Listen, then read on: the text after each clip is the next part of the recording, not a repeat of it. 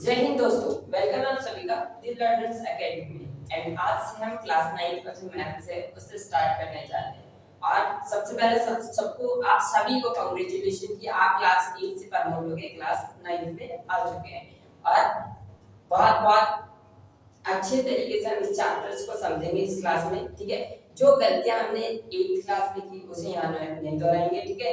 सो जहाँ पे हमारा बेस बनेगा हम उसी उन चीजों को ही जानेंगे, ठीक है।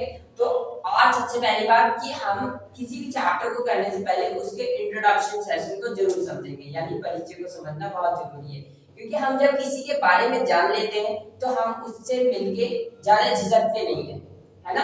ऐसा ही होता है ना कि हम जब किसी के बारे में पहले से ही जान लेते हैं या फिर हमें पता रहता है कि हमारा एडमिशन जिस स्कूल में होने वाला है और उस स्कूल के टीचर्स कैसे हैं, तो हमें उतनी झिझक नहीं होती है ना। ऐसा ही होता है ना। तो आज से हम सबसे पहले हमें ना हर एक वीडियो में उसके इंट्रोडक्शन को जानेंगे, देन हम उसके चैप्टर्स को करेंगे, ठीक है। तो हमारे लिए चैप्टर है चैप्टर नंबर 1, उसका नाम है नंबर सिस्टम, यानी उसे हम कहते हैं संख्या पद्धति हिंदी में, ठीक है। तो हिंदी मीडियम वाले ये ना सोचे कि यहाँ पे तो सिर्फ इंग्लिश में लिखा हुआ है और हिंदी में तो कुछ है ही नहीं। हाँ, हिंदी में भी हम इसके बारे में बात करते चलेंगे, हिंदी में भी आप लोगों को सब चीज बताते चलेंगे, ठीक है दोस्तों। तो आते हैं चैप्टर की तरफ।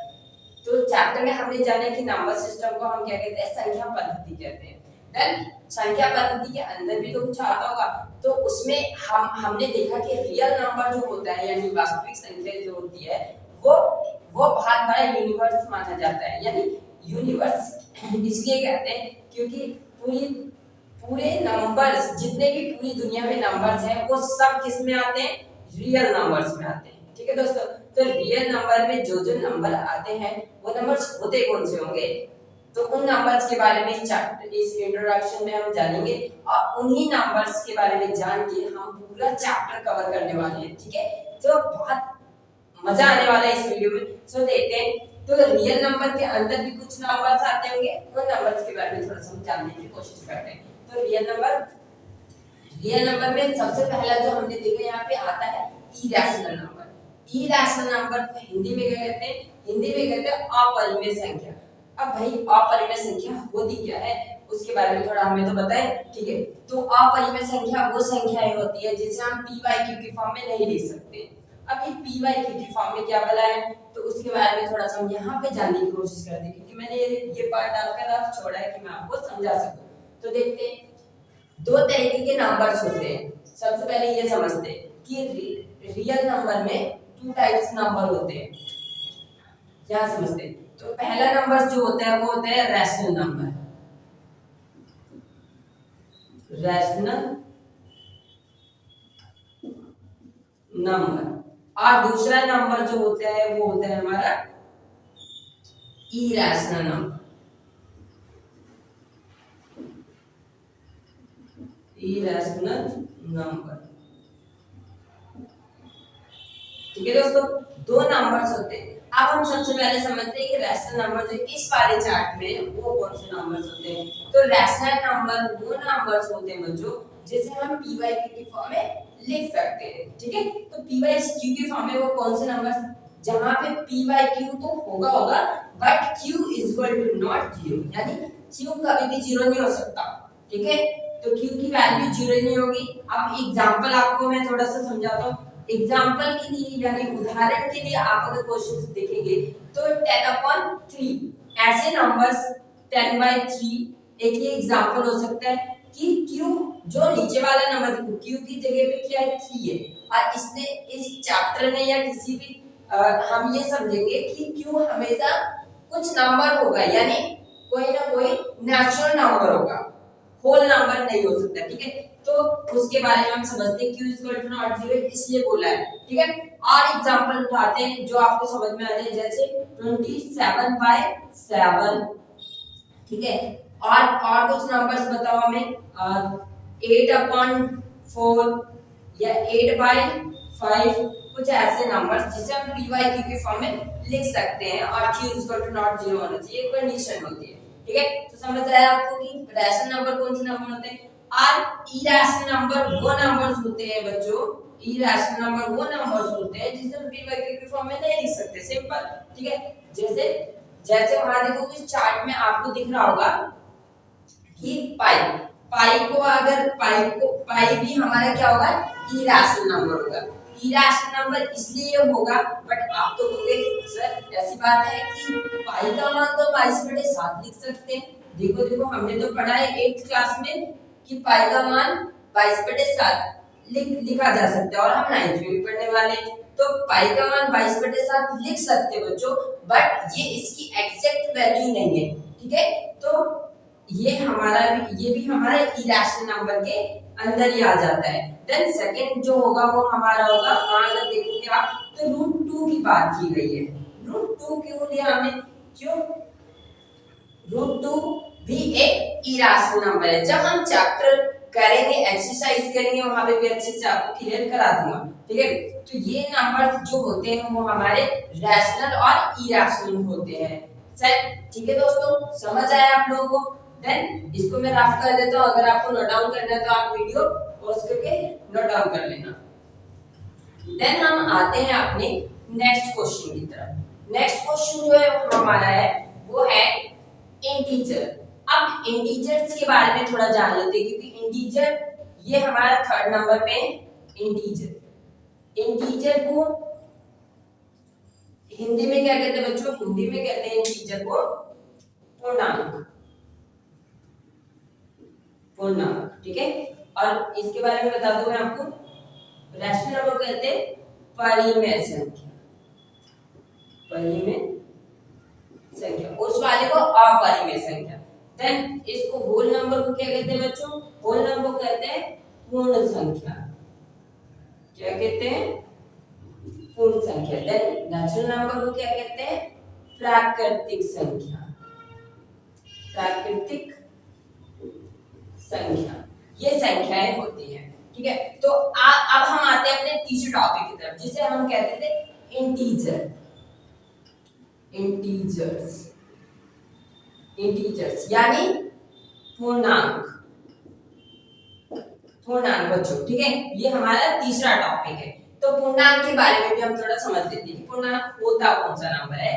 तो पूर्णांक बच्चों यानी इंटीजर वो नंबर्स होते हैं, अगर मैं इस चार्ट पे देखिए तो यहाँ पे माइनस का दे रखा है कुछ नंबर। ठीक है, इधर माइनस है, और वो माइनस क्या होता है, डिग्रीज होती है। ठीक है, लाइक समझो अगर पूर्णांक नहीं होता तो क्या होता, जैसे हम किसी से पूछते हैं कि बताओ ठंड कितनी ज्यादा पड़ रही है, तो जब भी कभी ठंड पड़ती है तो क्या वो डिग्रीज किस में जाती है, माइनस में चली जाती है। बोलते ना -4 डिग्री हो गया, -2 डिग्री हो गया।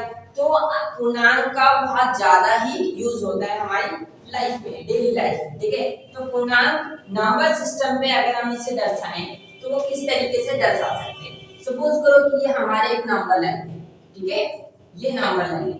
पूर्णांक पूर्णांक वो होते हैं जो हम, जिसमें हम प्राकृतिक संख्या, होल पूर्ण संख्या और पूर्णांक यानी हम उसमें सारे नंबर्स दिखा सकते हैं। जैसे होल नंबर भी आ जाता है इसमें, देन यहाँ पे हम प्राकृतिक संख्याओं को भी दिखा सकते हैं।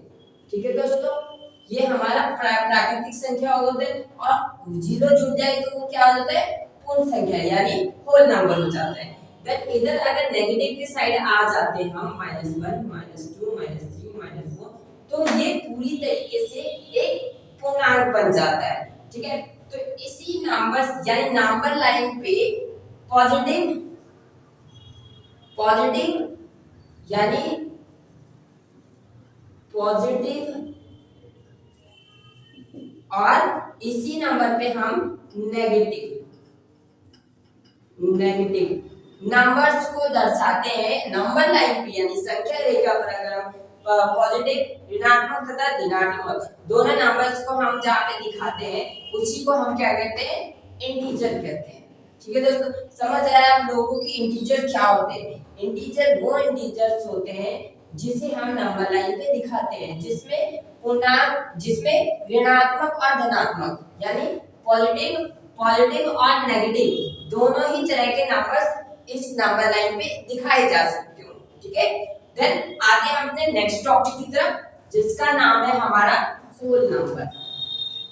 अभी से नोट डाउन कर लेना वीडियो को पॉज करके, ठीक है। तो आते हैं तीसरे टॉपिक की तरफ, जिसका नाम है होल नंबर। अब ये होल नंबर क्या होता है, आप सभी को पता होगा कि होल नंबर होता क्या है। होल नंबर, होल नंबर को कहते हैं बच्चों पूर्ण संख्या। क्या कहते हैं, पूर्ण संख्या। अब ये पूर्ण संख्या होती कौन सी संख्या है, पूर्ण संख्या अभी हमने बात की ना नंबर सिस्टम में, कि अगर प्राकृतिक संख्या यानी नेचुरल नंबर में जीरो अगर ऐड हो जाए तो वो हमारा क्या हो जाता है, पूर्ण संख्या हो जाता है। एग्जांपल के लिए अगर हम समझे, उदाहरण के लिए, तो 0 1 2 3 4 5 डॉट डॉट डॉट इंफिनिटी, ठीक है, इंफिनिटी का साइन होता है। तो अनंत तक हम जो भी नंबर लिखते हैं उसे हम होल नंबर कहते हैं, यानी वो जीरो से स्टार्ट होनी चाहिए, ठीक है। तो जीरो से स्टार्ट जो नंबर्स होते हैं उसे हम पूर्ण संख्या कहते हैं। ये आपको याद रखना है इस चैप्टर को करने से पहले, ठीक है। इसे मैं रफ कर दूं, वैसे स्पेस है हमारे पास। देन हमारा पांचवा टॉपिक जो होगा वो हमारा होगा natural number. Natural number in सभी के बारे में आप सभी को पता ही है, इन दो टॉपिक के बारे में। तो नेचुरल नंबर एक बार और थोड़ा थोड़ा देख लेते हैं। नेचुरल नंबर, नेचुरल नंबर को हिंदी में कहते हैं बच्चों प्राकृतिक संख्या। प्राकृतिक संख्या, प्राकृतिक संख्या वो संख्याएं होती है जो हम प्राकृतिक संख्या नेचुरल नंबर क्यों कहते, इसे हम प्राकृतिक संख्या क्यों कहते हैं, पहले ये समझते हैं। प्राकृतिक संख्या इसलिए कहते हैं बच्चों क्योंकि ये अगर आप किसी से गिनते गिनने के लिए कहेंगे ना तो वो हमेशा ही एक से स्टार्ट करेगा। किसी से भी आप कह के देखना, जैसे आप मुझसे कहोगे, बोलना आप मुझसे कहो कि गिनती सर गिनती बताओ आप, यानी काउंटिंग बताओ, तो मैं आपको कहूंगा 1 2 3 4 5 6 7 8 9 10, ठीक है। या फिर किसी और व्यक्ति से कहोगे तो वो आपको क्या सुनाएंगे गिनती में 1 2 3 4 5 6 7 8 9 10, ठीक है। यानी गिनती गिनने के लिए आप जिससे कहेंगे ना तो वो हमेशा से एक से ही गिनेगा, ठीक है। इसलिए ये प्राकृतिक है, बिल्कुल प्रकृति से ही बन गया ये कि गिनती हमेशा से 1 2 3 4 5 6 ऐसे ही गिनी जाएगी, ठीक है। तो इसलिए हम इसे प्राकृतिक संख्या कहते हैं, ओके। इसे भी अनंत तक चलाया जा सकता है। समझ आया आप लोगों को कि ये टॉपिक्स जो है वो क्या थे, ठीक है। तो हमने एक बार मैं रिव्यू थोड़ा सा कर दूं आप लोगों को कि हमने देखा कि नंबर सिस्टम में हम रियल नंबर के बारे में आए। रियल नंबर के अंदर हमने देखा कि ये पूरा यूनिवर्स होता है नंबर्स का, ठीक है। यानी रियल नंबर के अंदर संख्या वास्तविक संख्या के अंदर सारे नंबर्स आते हैं, ठीक है। तो ये उसके अंदर फिर हमने देखा कि रैशनल नंबर है, इरैशनल नंबर है, इंटीजर्स है, होल नंबर है, ठीक है, और नेचुरल नंबर। इन सभी नंबर्स के हमने बारे में इसमें जाना, ठीक है। देन हम आते हैं अपने नेक्स्ट टॉपिक की तरफ। दो टॉपिक और बच्चों जिसे हमें पढ़ना बहुत जरूरी है, ठीक है। तो दो टॉपिक इसमें कौन से, एक होता है डेसिमल एक्सप्रेशन। डेसिमल एक्सप्रेशन के बारे में हम थोड़ा सा समझ लेते हैं कि डेसिमल एक्सप्रेशन होते क्या है, उसको देख लेते हैं। यहाँ पे मोस्ट इंपॉर्टेंट टॉपिक है डेसिमल एक्सपेंशन। डेसिमल एक्सपेंशन जो होता है बच्चों उसके बारे में थोड़ा सा हम जान लेते हैं कि डेसिमल एक्सपेंशन 3 पार्टों में डिवाइड होता है, ठीक है। 3 पार्टों में डिवाइड होता है। पहला जो पार्ट है वो है हमारा टर्मिनेटिव,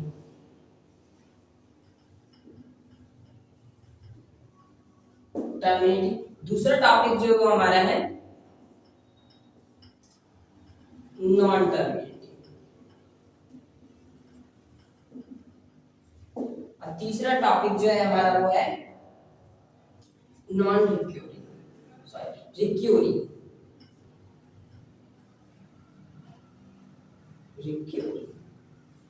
ठीक है।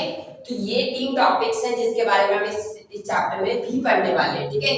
तो इस चैप्टर में हम इसके कुछ एग्जांपल्स पुट अप करते हैं कि एग्जांपल्स कैसे आएंगे हमारे इसमें, ठीक है। तो मैं आपको एग्जांपल अगर बताऊं तो 3/10 का एक एग्जांपल लेते हैं और इसमें से हम देखते हैं कि टर्मिनेटिंग है, नॉन टर्मिनेटिंग या रिक्यूरिंग है, इन तीनों चीजों के बारे में इसमें जानेंगे। ठीक है, तो हम यहाँ पे लेते हैं 3 क्वेश्चन यानी 10/3 और हम लेते हैं 7/8। ठीक है, 7/8। इसमें से आपको बताना है कि इन तीनों में से कौन सा है। मैं आगे पीछे क्वेश्चंस लिख रहा हूं। ठीक है, ये क्वेश्चन शायद इसका आंसर हो सकता है, ये क्वेश्चन शायद इसका आंसर हो सकता है। ठीक, तो वो आपको समझाने के लिए मैं यहाँ पे लिख रहा हूँ। और तीसरा टॉपिक लिखते हैं यहाँ पे 1/7। बस थोड़ा सा और रह गया है, इसको हम कवर करेंगे और ये हमारा कंप्लीट हो जाएगा। देन अब हम इसको करते हैं, भाग करके देखते हैं। 3 3 जा 9, 1 बचेगा, फिर 10 हो जाएगा, 3 3 जा 9, 10 1, 3 3 जा 9, यानी इसका रिमाइंडर क्या बच रहा है, 1 बचा है। ठीक है, यानी ये तो टर्मिनेट, यानी अगर ये 0 हो जाता तो क्या होता, टर्मिनेटिंग होता। तो ये क्या है बच्चों, नॉन टर्मिनेटिंग है, नॉन टर्मिनेटिंग एनटी से दिखाते हैं। ठीक है, देन इसको अगर हम डिवाइड करके देखें, इसको हम डिवाइड करके देखिए, पॉइंट लगाओगे यहाँ पे 0 आ जाएगा, 8 8 जा 64, 6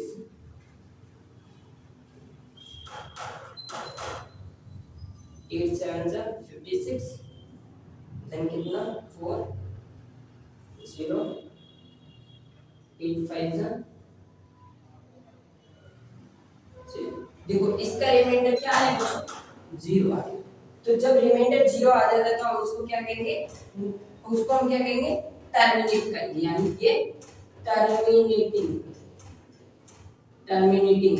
ठीक है, ये हमारा टर्मिनेटिंग और ये हमारा नॉन टर्मिनेटिंग है।